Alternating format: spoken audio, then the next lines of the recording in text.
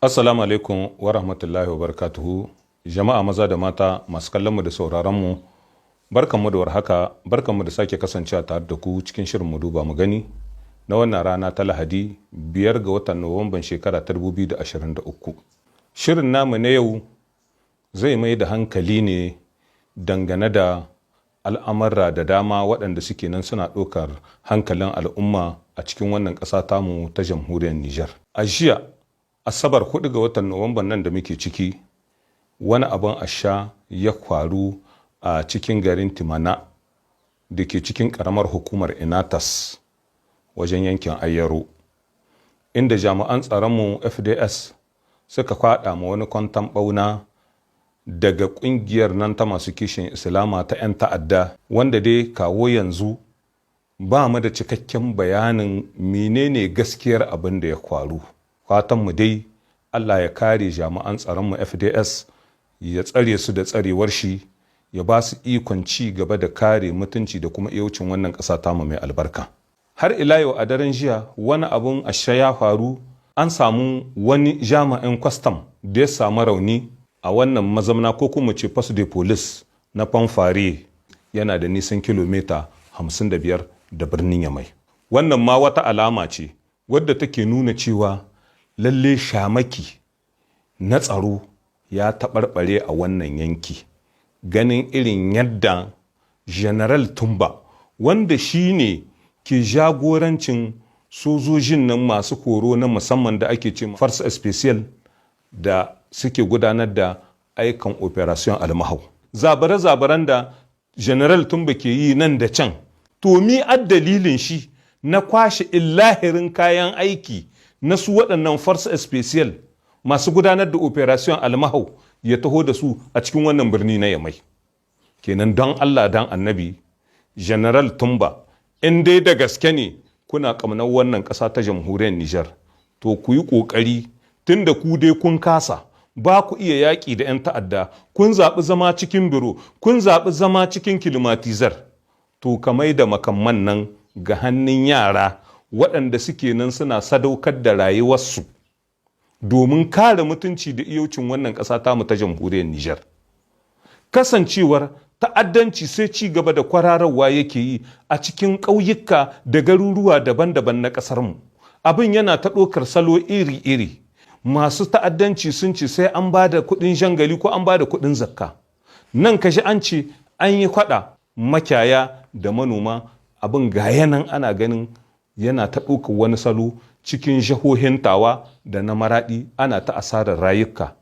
Abin da ake ba mutane mamaki, daidai lokacin da hakimai masu garuruwa suka zaɓi su zamana cikin talakawansu, in kashe su za a sai dai a kashe su, in mi za a musu sai dai a musu, to su waɗannan sojoji sun tsero cikin wannan birni na Yamai, sun shige cikin birka, suna nan suna rabon makami.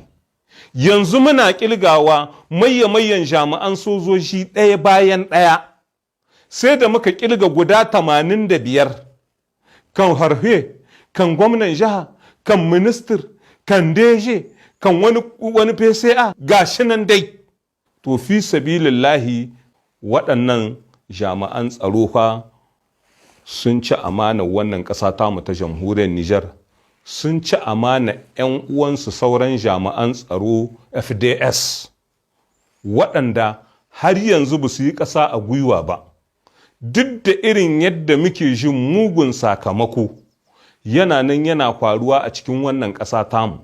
Wani lokaci su ɓoye su ƙi faɗin adadin gaskiya na mutanen da suka kwanta hannun dama saboda mu domin mu, amma ba su jin kumiya irin naɗe-naɗen da ake yi cikin kwanakan ga, wato daga wa sai ƙane, sai miji, sai mata, sai aboki, sai siriki. Kashe mu raba ce ake nan ana ta yi.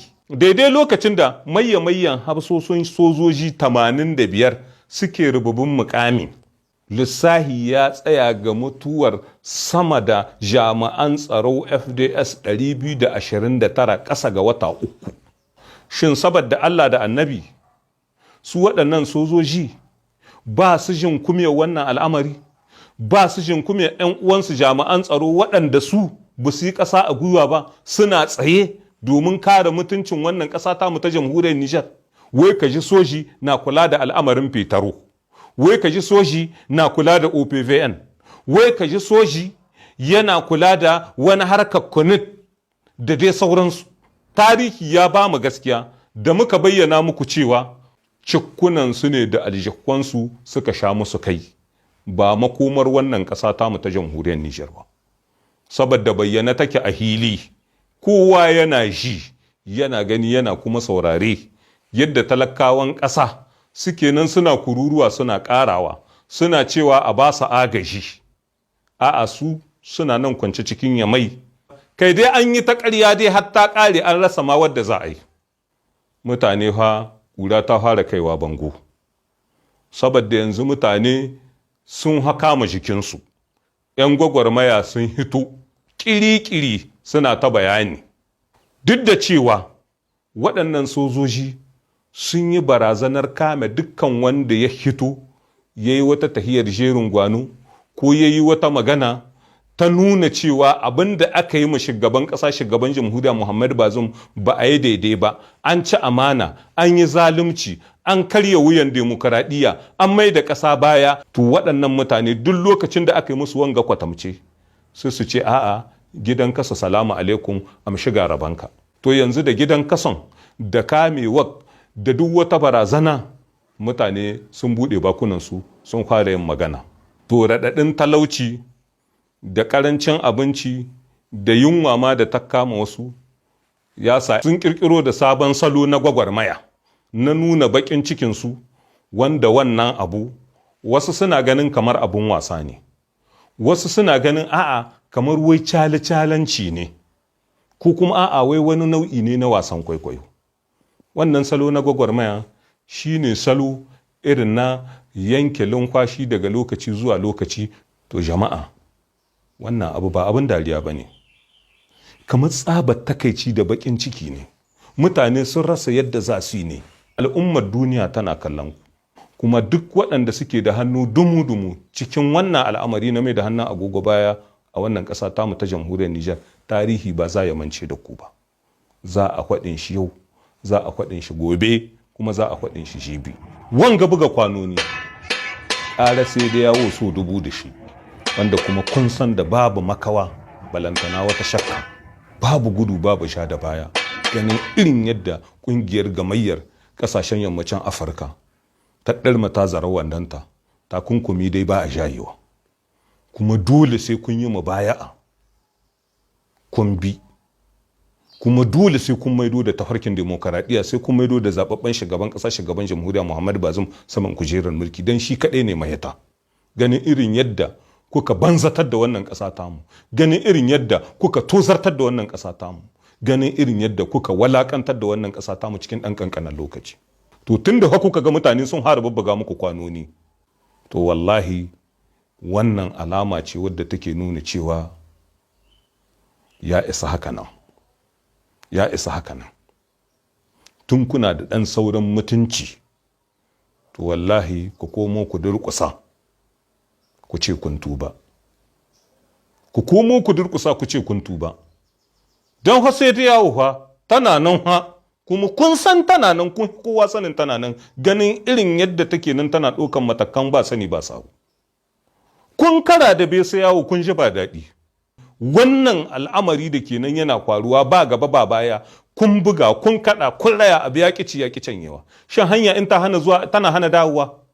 Ku maido da tafarkin demokuraɗiyya, ku maido da zababben shugaban ƙasa, shugaban jamhuriya Muhammadu Bazoum. In ba haka nan ba, na tabbata da ba makawa ƙungiyar sai da yawo sai ta zo ta logaye ku, domin ga kuɗi da logaye mu, kenan ƙara a logaye ku kakin kuɗi da logaye mu. Da wannan muka zo ƙarshen shi wannan shiri na wannan rana, sai lokaci na gaba idan mai girma da ɗaukaka ya yarda.